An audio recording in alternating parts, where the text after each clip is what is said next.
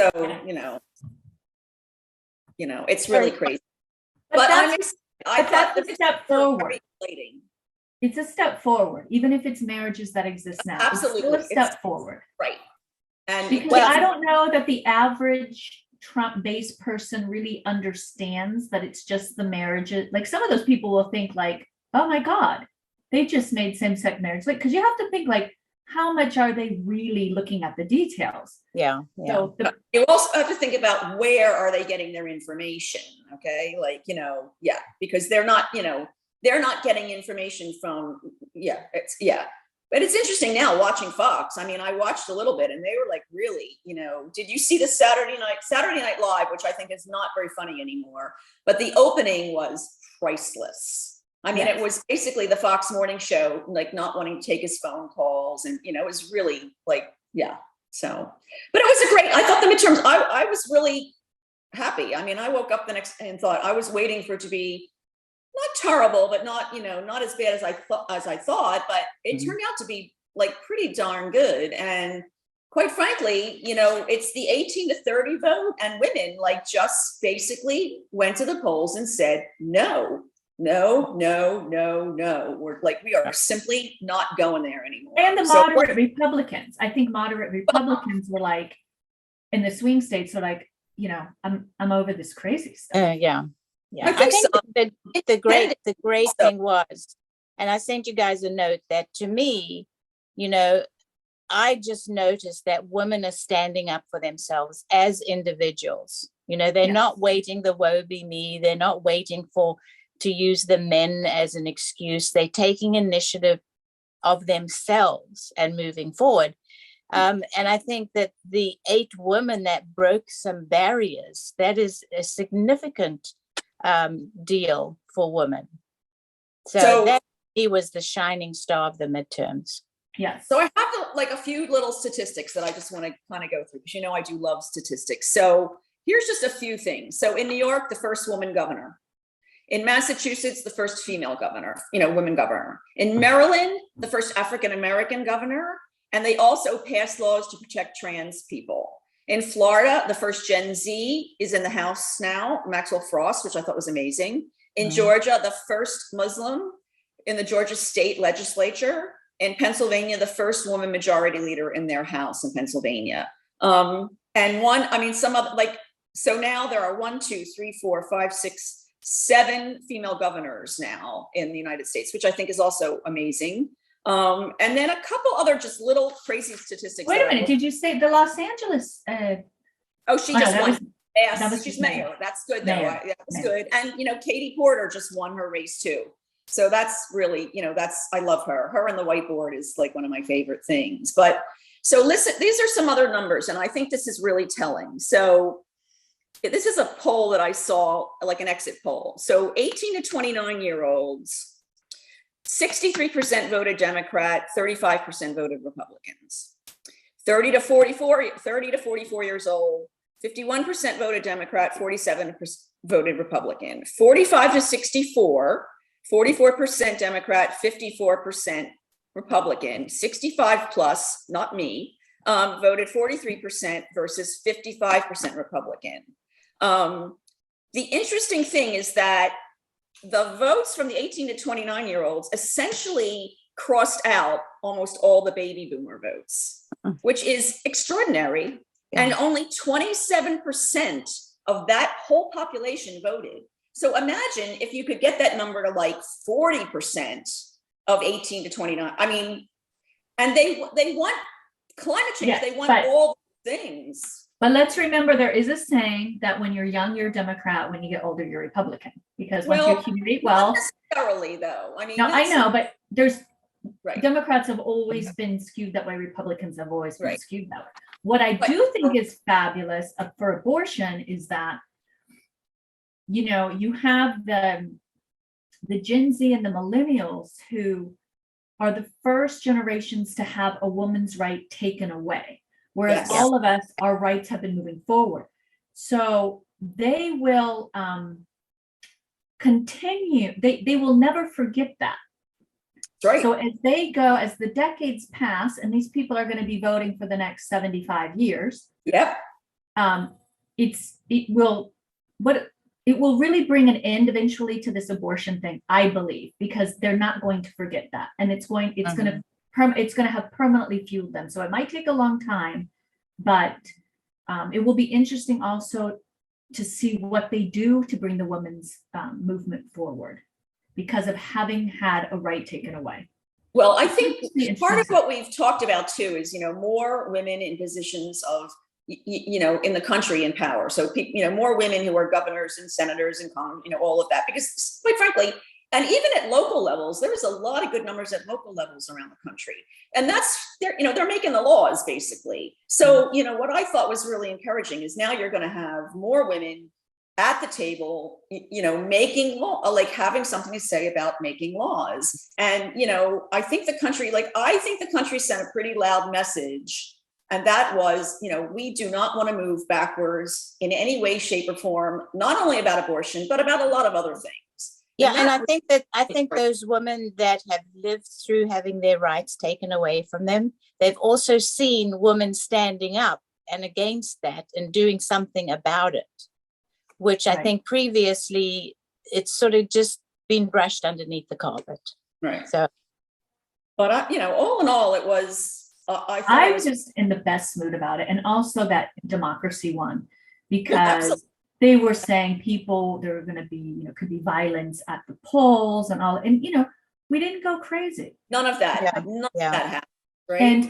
And in any swing state, the craziness lost. So the only crazies that won who didn't even, and who knows if these people are even crazy, because to be an election denier in a district where it's going to be voted 80% Republican, whether or not you say that stuff, like, I don't even know if those people are election deniers or just happen to say that. They didn't need to be to get the vote. So, to me, it was, okay, we're not as bad off as the media has been making us out to be. I mean, it's like, there is a percentage of people that are crazy. And they stayed home. They stayed calm. Whatever they did, And I think sort of afterwards, I had been reading, just looking at different things, and like I do, and so one of the things I really saw, which is interesting because we do talk about this, is both Biden and Harris, who have been traveling around the country a lot in the last couple of months. I mean, he's definitely been traveling around, really sort of selling his programs, which I think are really positive for us, for the country. And what they were sort of saying is that, when they would come back to Washington, like, that's not what they were hearing on the ground at all. Like, that was not their experience of what the polls were saying. That is not what they were. And there were other people out there who were saying the same thing. I wrote in that last blog, because I follow Michael Moore and I do really like him, and I've liked him for a long time. And he gave an interview about 4 or 5 nights before the election, and he said, one of the things he said was, you can't convince me that American women are more concerned about a can of soup going up 22 cents, or they're going to take our voting rights.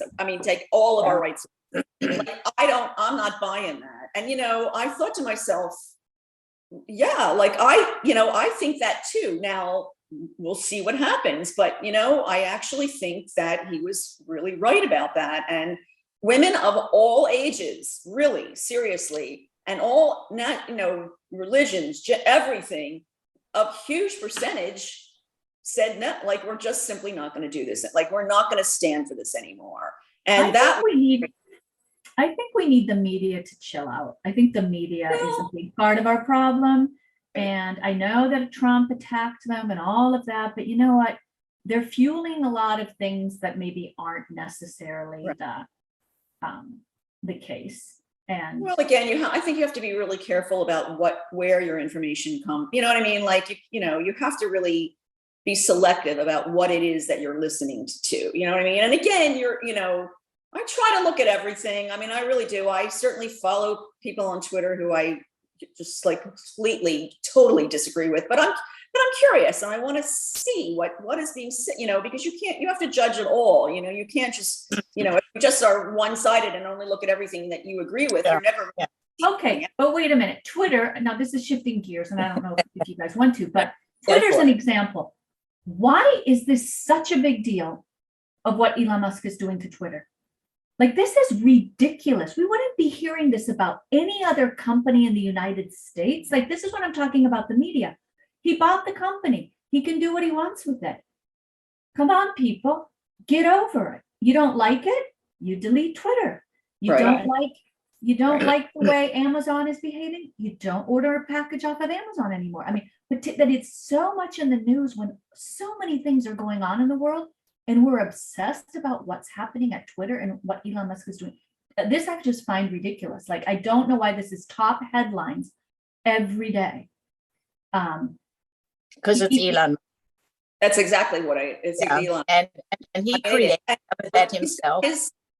Who love him and hate him. I mean, it's really, he is a very, people like that want to be out there too. Yeah. I mean, you can't convince me that he is not thrilled to death to get all the press he's getting. I don't care. He's autistic. He's open about being autistic. And what I can tell you about autistics is autistics do not really understand how they're making other people feel. Okay. So it comes across like they don't care. They totally care. They have no idea that their actions are actually very distressful for people. So I think a lot of the way he operates is just super, super autistic. And I think it mattered a little bit less at Telsa and, SpaceX, where I think because how many people are connected to Telsa, but because everybody's connected to Twitter, it's maybe they have even more of an opinion about it. But to me, he's just being extremely autistic. For me, he's a little bit I think that, yes, he is autistic, but I also think that he has lived through this for so long. He knows exactly what buttons to press. I don't think that he is not aware of his behavior.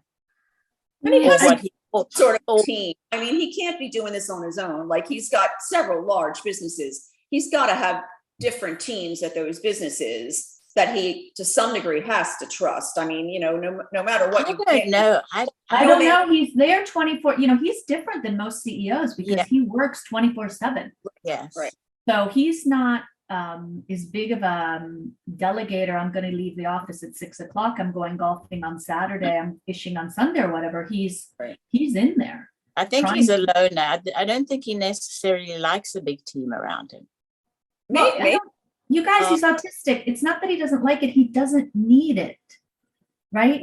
It's a different, Yeah. I think truly people will, 1% of the population is autistic. So the majority of people out there are not going to understand him unless you profoundly understand how an autistic individual operates and what concepts they're missing and what they're not missing. The positive, there's an anthropologist who, her theory, she proved that autism has always existed since, primitive man.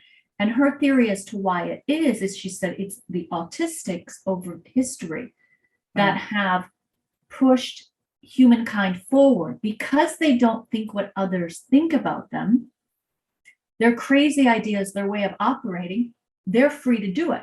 Another person with crazy ideas that if they're non-autistic and they are really concerned about what others think about them because they need to have all these others around them, they might hold back on some of their ideas. So to me, it's just a total operation of, he's a genius.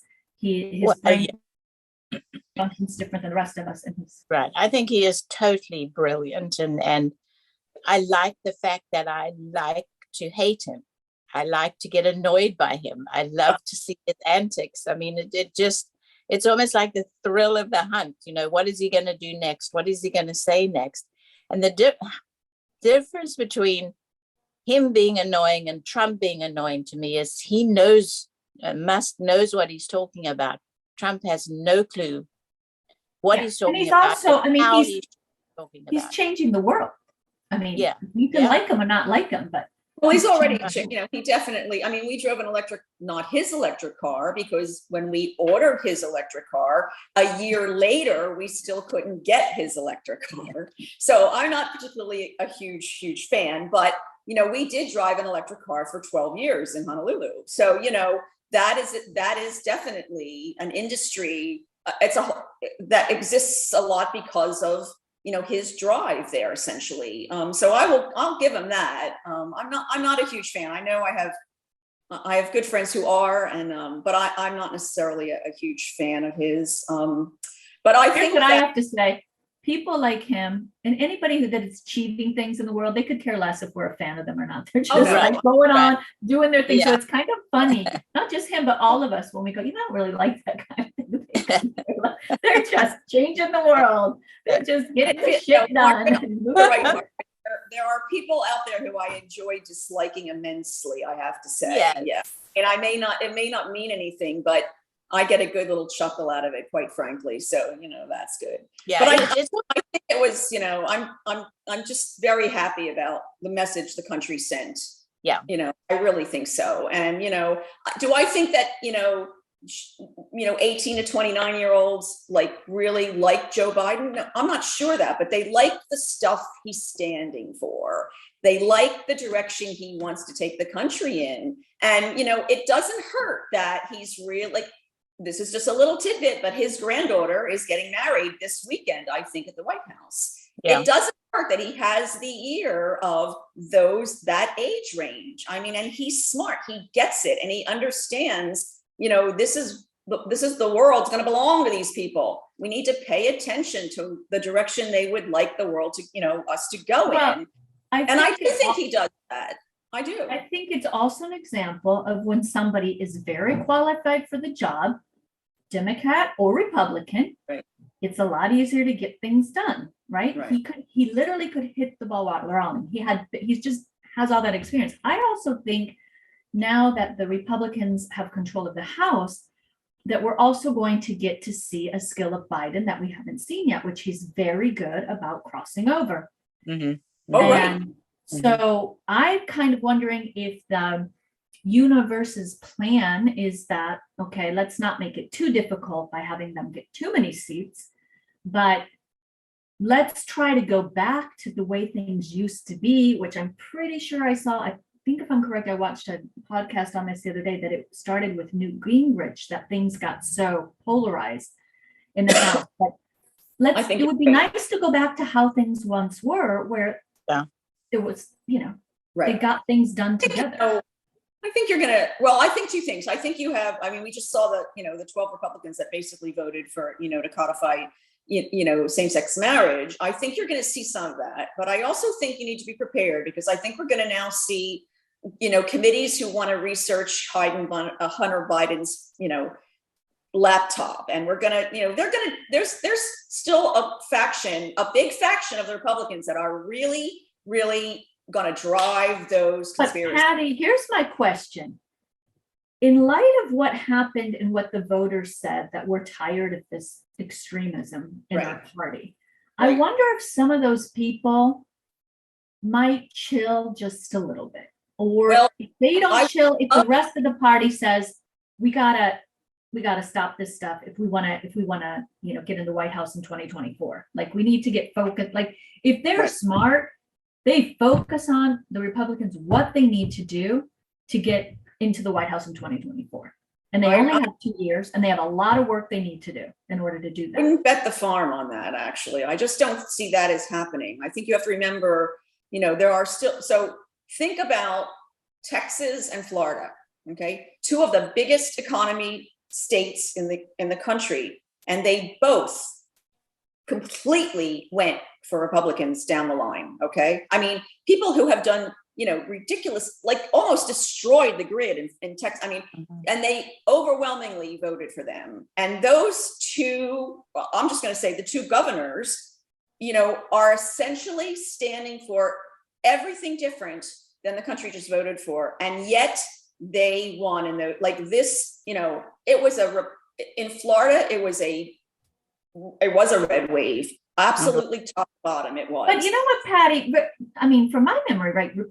Florida didn't used to be a swing state. It was Republican for. Well, I remember you have to go when back. I was young.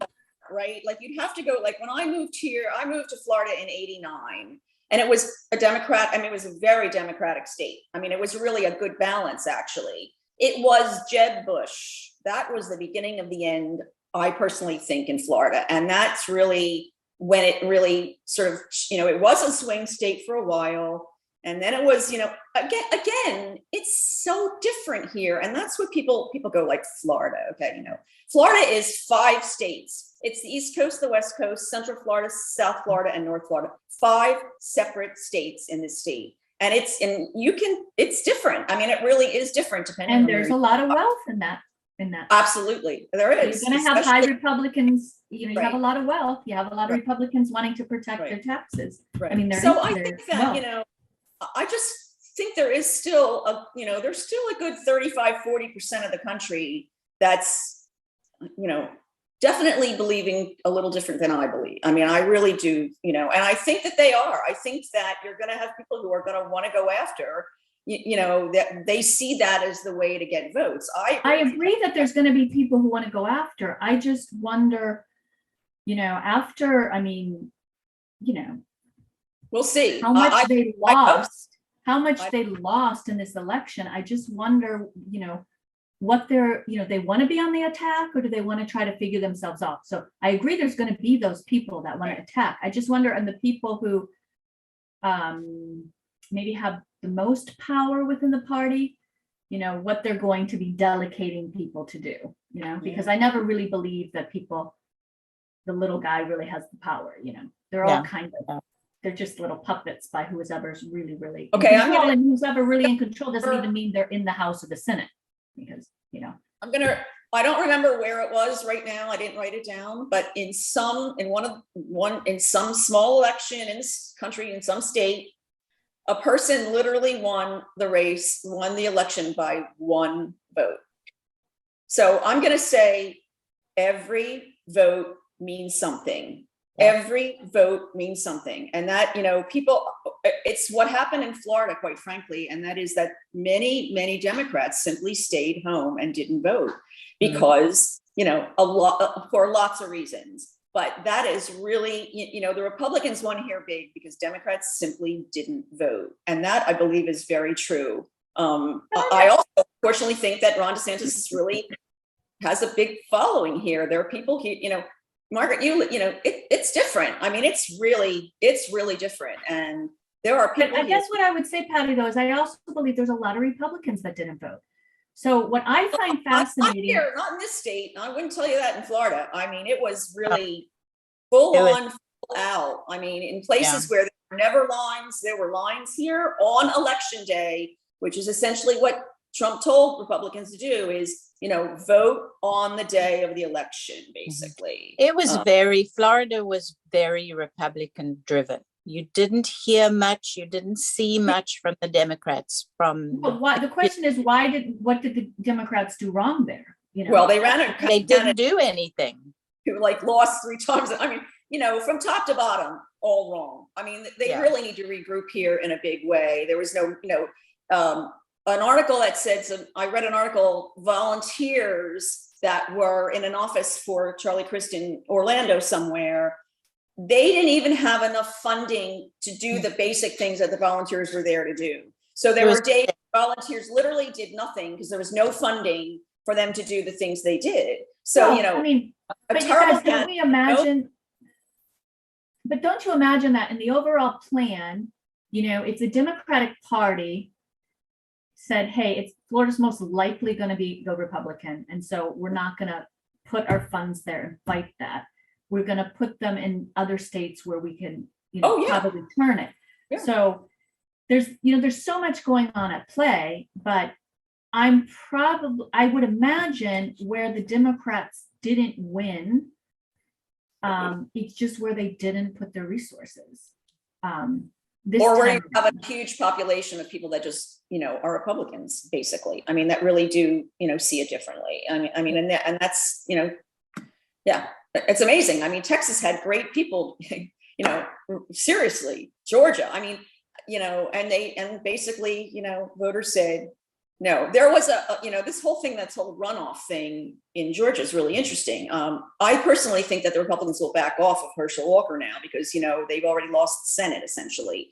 But, there was a pundit on a couple of weeks ago who said, a woman, I can't remember her name again because I don't necessarily watch her, I think it's on Fox.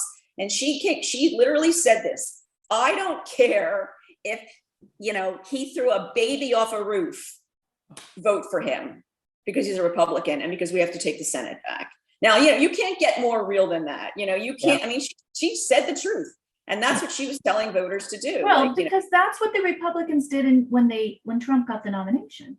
I mean, they've been doing it about having a Republican in Yeah. the White House. Yeah. It wasn't about if he was a Right. person fit for the job. I will say that, what's fascinating is, as a country, we are just 50-50. Yeah. We are just 50-50. And I don't see that as a bad thing. I think that the Republicans have some good ideas. I think the Democrats have some wacky ideas. I think there's a check and balance system. Personally, I think we need more than two parties because I don't think either party is completely, representing everything. But I do think we have to look at, to me, overall, I just feel like we need to get the craziness out. At this moment in time, it's mostly Republicans, but I'm sure we've got some few crazy Democrats here and there. We need craziness out.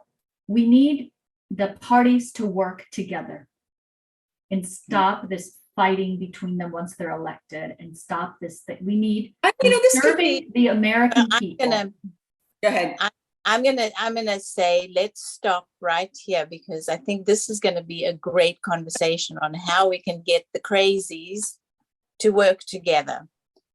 What I do want to end in, because we are out of time, unfortunately, and that is to say, I'm looking forward to seeing what these amazing women that have just taken over certain areas of the political arena, what they are going to do in the next 2 years, really, and whether they are going to continue to make a difference. And I want to say, I really believe that between the three of us banding together, we were ahead of the game. We saw things happening. We predicted that women would take a huge step forward and take initiative. So let's just keep channeling in our very small little arena. We do make a difference. And you two have the best conversations. I'm so glad I'm a fly on the wall listening to you two.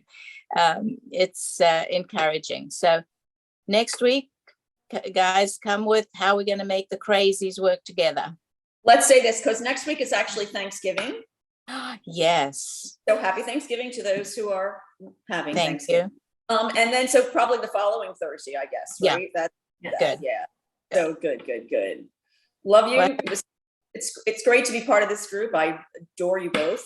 And it's very encouraging. I mean, I think we should. I love seeing Patty happy because I do feel like the last two conversations she was not rightly so fired up, but I just mean really, really worried. And it's nice seeing that you are satisfied with the direction we're going. Yeah.